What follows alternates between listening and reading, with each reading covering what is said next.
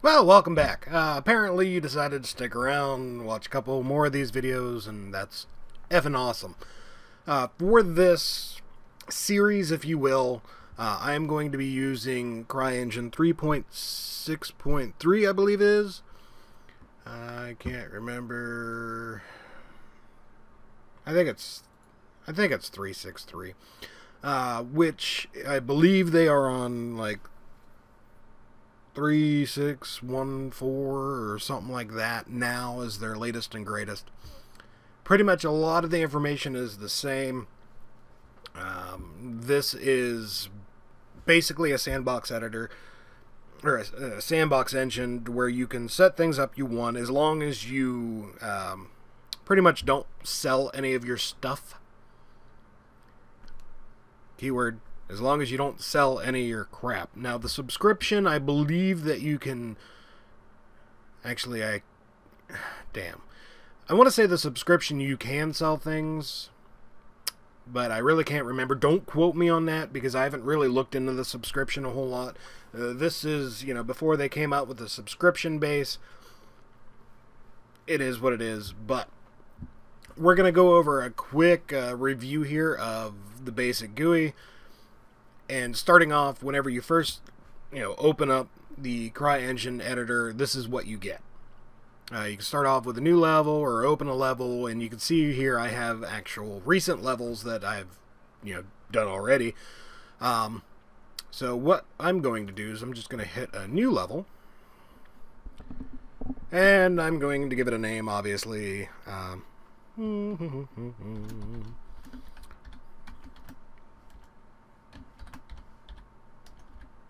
Be nice if I could type.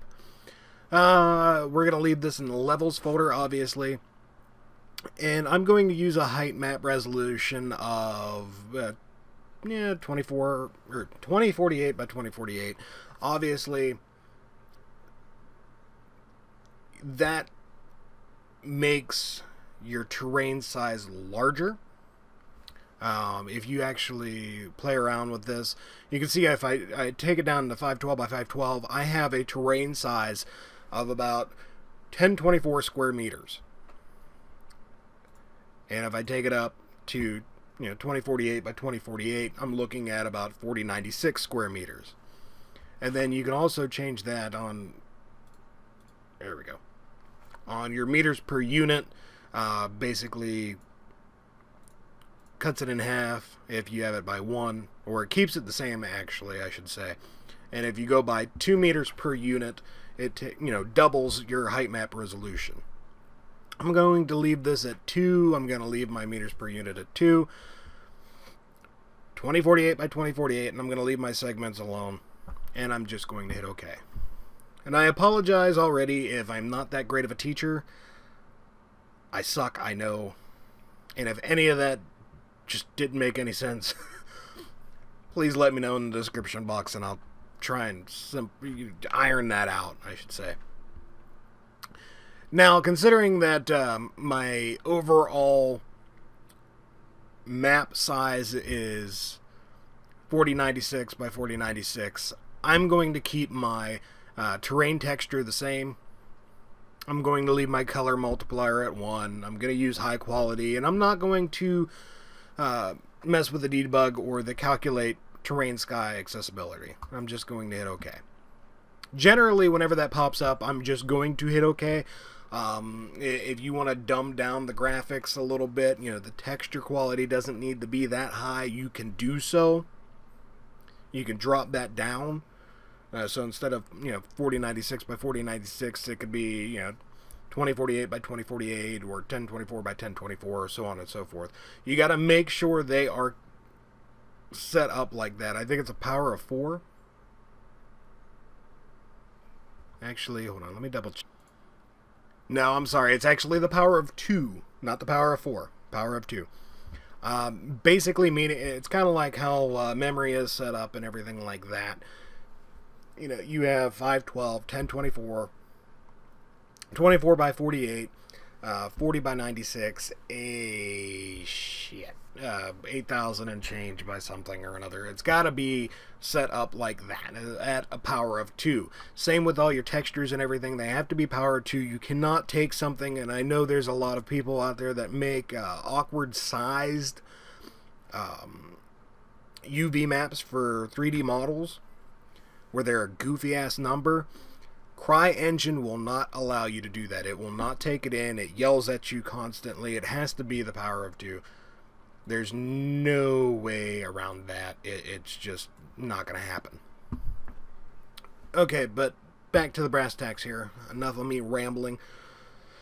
We have a variety of things going on here. Obviously, you have your little toolbar up top. You know, it has everything from your file, your edits, modifies, displays. This is where you'll want to go in, like if you want to display your wireframes, your grid settings, your rulers, your layout. Remember a location, go to position, so on and so forth. Your configuration spec. Damn it. That's basically your resolution in the editor. So if you are playing with something extremely heavy as far as polygon count goes, you can actually dumb this down to low. You can, set it up for either a PS3 or a 360. You can jack this up very high. It all depends on what you're doing, what your polygon count is, and how powerful your computer is. You can obviously group and ungroup. You have prefabs, brush tool, terrain tool. You have your sounds, game, which you can usually, I just control G it to switch back and forth to the actual game inside the editor instead of coming up here and hitting game and switch to game. This is also where you enable your physics and AI, and you can play with your terrain collision, clouds, whether or not you want to create or destroy them, tools. This is, where you can reload all your scripts, your textures, geometry, terrain, all that good stuff. You can get some script help, macros, customize keyboard, mess with some of the settings there, check for errors. Under your view, this is where you open up your panes, which this will come later on. There's a few of these that you'll have to open up where if you've never played with this, you're constantly looking around like, well, where the hell's that at? Look under view and open view pane. And that's generally where you can find a lot of the information. This is also where it has your top, front, left views, your perspective, Z view, and all that other good stuff. Now, you also have a few things. You may not have all these toolbars set up. I can't remember if this comes as default or if I turned them on. Obviously, you right click in an empty space and you can turn these on and off, in which I will turn the video recorder off because I don't use it. But I'll just go through this real quick. We have your undo, redos, link and unlinks. You could select by different styles, if you will. Select by, you could either select all, or you can select by brushes, or by no brushes, by entities, so on and so forth. Select object tool, your move tool, your rotate tool, scale tool, select terrain area, and then I can't remember what this button is, and it's not popping up. This is where you can actually change some of your information for your model.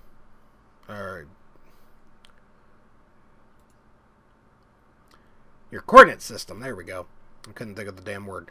But you have based on view, by local, by parent, by world, and by custom. You have your X, Y, Z locks, your X, Y locks, which work awesome whenever you're trying to move stuff around terrain. Same with the follow terrain. Then you can also have, usually I'll go ahead and select this one. This is follow terrain and snap to objects. Kind of helpful.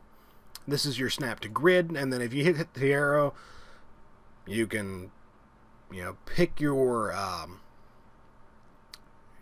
snap distance, if you will. So this is, your grid distance, I should say. So 0.125 or 0.25 is real small, fine grid, and then you get up into a larger grid. This is basically a snap angle. You got 1, 5, 30, which kind of makes me wonder why there's not a 15. But anyhow, I guess 3 clicks of 5 will give you 15. But either way, you can snap to an angle. Nah, I didn't want to open that yet. Here's your ruler, in case you ever need that. You select objects. Whenever you have objects in here, and you don't really want to try and hunt down that object, you can hit select objects, and it'll pull open this nice, wonderful window. You can find that object by name, and which I will say, naming convention is going to be a lot when it comes to this. There's no way around that. I'll go over the best way I think of to name things. If you choose to adopt that, that's fine. If you choose to kind of adopt it, but change it to something that you like, that's great too. Even if you decide to change it to something completely different, it doesn't matter. As long as you have a set naming convention that you follow the entire time, it makes things a lot simpler. It makes your life a lot easier. Plain and simple. Yeah, some of this stuff I'm going to have open, or something in the scene. But anyhow, you have delete. It's not going to let me open it up because there's nothing in there. You could save and load your selected object, well, save selected objects. You could load objects. This is your layers panel, which not only is it up here, but it's also over here in the roll-up bar. You have your go to selected objects. You can align your objects, align object to a grid, set object height, align the surface normal. You also have some, oh, what the hell is this? Oh, the physics state and vertex snapping. Okay, I don't know how many times I've actually used that yet. You have your terrain, your texture for your terrain, your time of day, and then this is basically your, well, this has got a couple things in it. Your material editor, which is on the other screen. Let me bring that over here. This is where it'll have all your materials and everything in it, which we get into that a little bit more in a couple videos here. You have your mannequin editor dialog box. Damn, I can't talk. And we get a lot of frickin' broken stuff already. But anyhow, this is where all your mannequin animation crap will basically be at. Character editor. Why? Oh, damn it. Wrong button. There we go.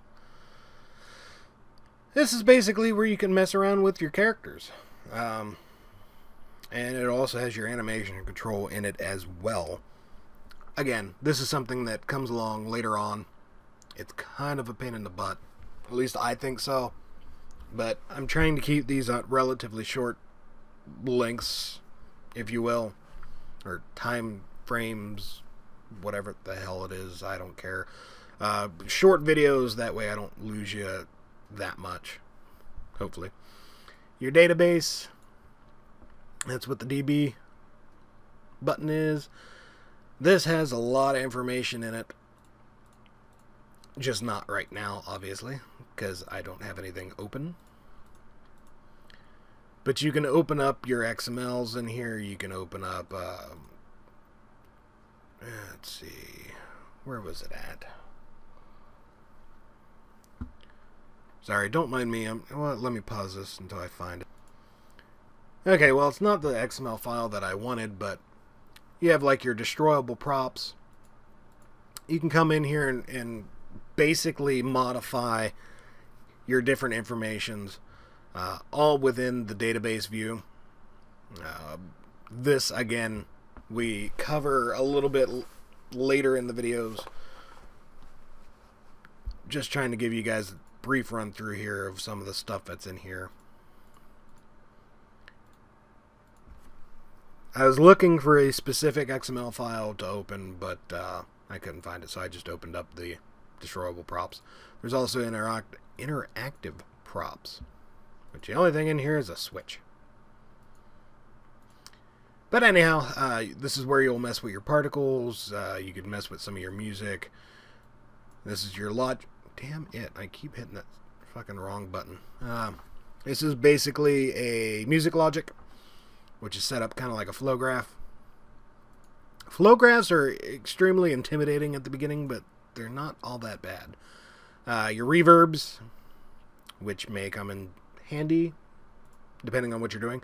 Your sound moons and your game tokens. All of that is in your database view. Flow graphs. That's kind of what I was just talking about here. Let's see if I can open up one.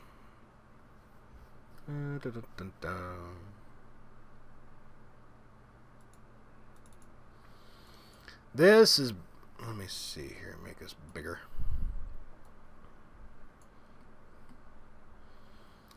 This is when you basically start getting into programming. There's a little bit of both where it comes into code and also flow graph. The easiest way that I could try and put it is basically your flow graph is controlling your codes.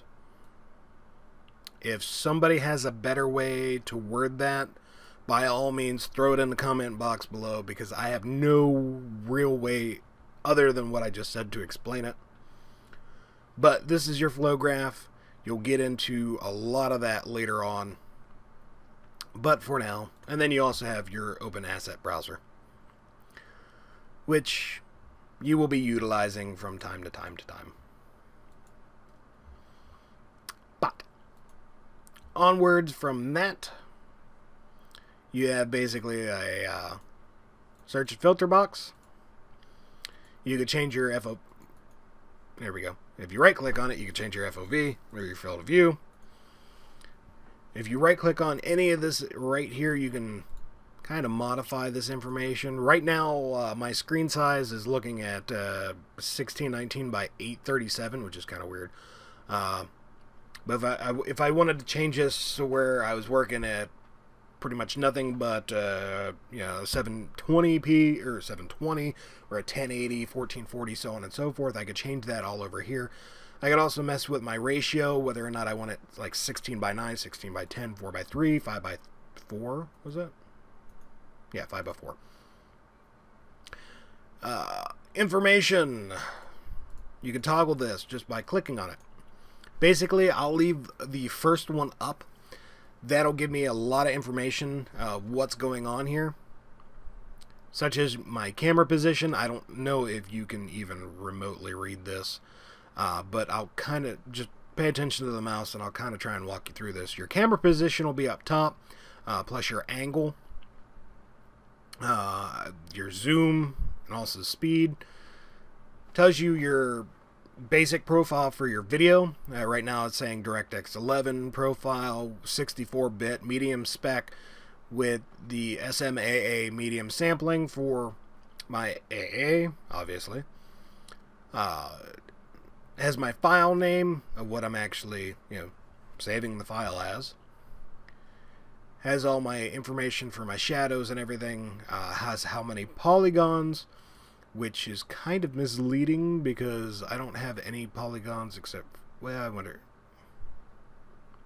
Okay, it's just going to count the water then.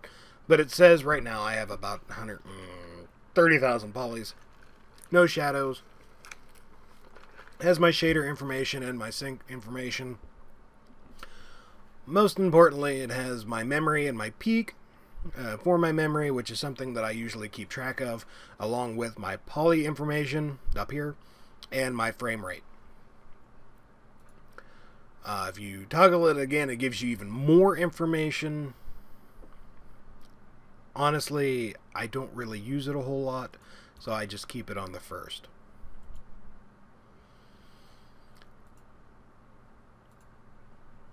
And for some reason this... Oh, that's right. Okay, the little H up here is going, if you watch down in the bottom left, that basically controls your UGS. Turns it on and off. And the scale window thing, I don't even remember what the hell it does. Onward and forward, because I'm coming up on 20 minutes and I'm sure somebody's getting annoyed. You have your roll-up bar. First tab in your roll-up bar is your objects. Second tab is your terrain.